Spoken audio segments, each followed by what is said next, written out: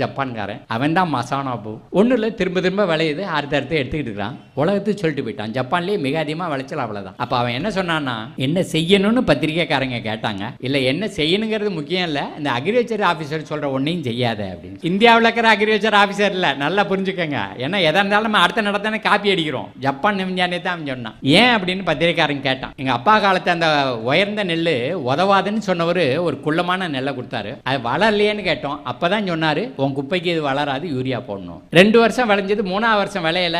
அப்போ சொன்னார், அந்த யூரியா மட்டும் போட்டாக்கானது சூப்பர் பாஸ்பேட் போடணும். அது 2ஐயும் போட்ட பிறகும் 2 வருஷத்துக்கு அப்புறம் விளைய மாட்டேங்குது. இல்லை யூனிவர்சிட்டியில் சொல்லிட்டாங்க பொட்டாசியம் போடணுமா NPK போடணுமா அப்படின்னு. 3ஐயும் போட்டால் பூச்சியெல்லாம் வந்து மேய்ஞ்சுது. என்னையா கண்டதெல்லாம் போட சொன்னால் பூச்சியெல்லாம் வந்து பயிரை திங்குதேனோ. அப்போ தான் அவர் சொன்னார், கவலைப்படாத, இந்த மருந்தை கொண்டு போய் அடி அப்படின்னு சொன்னார். அப்போ மருந்து அடித்தா பூச்சியெல்லாம் செத்து போயிடுவோமே அப்படின்னு சொன்னோம். ஆமாம், செத்தான் போயிடும். அப்புறம் எப்படி மகரந்த சேர்க்கை எப்படி நடக்கும் அப்படின்னு கேட்டோம். அது ஒன்றும் இல்லை, இந்த ஆண் பூவை எடுத்துக்கிட்டு இதெல்லாம் ஒடிச்சிட்டு ஒவ்வொரு பெண் பூலையாக போய் தடவிட்டு வா அப்படின்னு சொல்லுவாங்க. இது பேர் ஹேண்ட் பாலினேஷன் பேர். பெரிய ஆராய்ச்சிகள் உலகம் முழுதும் போயிட்டு இருக்குது, அதில் எல்லாரும் போயிருக்கு, அது போயிருக்கு. அப்போ அவன் சொன்னான், விவசாயிகளுடைய நேரத்தை திருடியவன் யாருன்னு சொன்னால் இந்த விஞ்ஞானி தான். அதனால் அவனை விட்டு தள்ளு, அந்த விதியை மட்டும் பிடிச்சிக்கோ. நீ செய்யறது வித்தியாசமாக இருக்கலாம், ஊருக்கு ஊர் வித்தியாசமாக இருக்கலாம் நடைமுறைகள், ஆனால் தத்துவம் ஒன்று தான். இயற்கையை அழித்ததை திருப்பி அளிப்போம், லா ஆஃப் ரிட்டர்ன்.